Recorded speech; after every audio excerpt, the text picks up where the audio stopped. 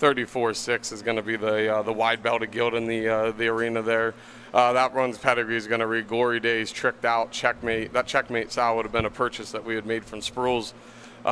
Tricked Out litter was an awful good litter. There was only a handful of gilts, and we retained them. This would be her son's first gilt litter. I think she had Jim, and I think there's 8 of them. 8 of them in the. She had 8, raised 8. I think there's 8 in the sale. This is a litter that we're pretty impressed with and pretty happy with.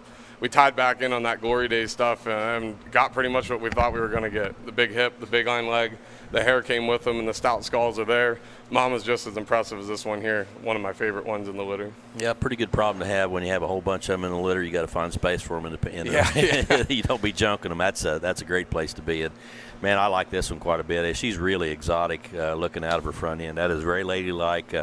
Very exotic and cocky out of her head and skull and in her carriage out of her front end, and the right length of body to tie everything together.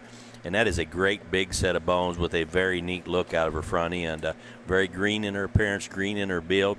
She's got muscle in her top, and you can see the thickness and squareness of going away, but it's very, very green and immature, and man, you can feed right along with that one. That one there's got to be a short lister. I haven't seen what's coming yet in the rest of the group, but that's a very, very good one. I know that one's looks pretty special to me, and she's a little smaller on pounds. And again, you kind of calculate that where you need to be. That one's going to be a blast to feed. That is 34-6.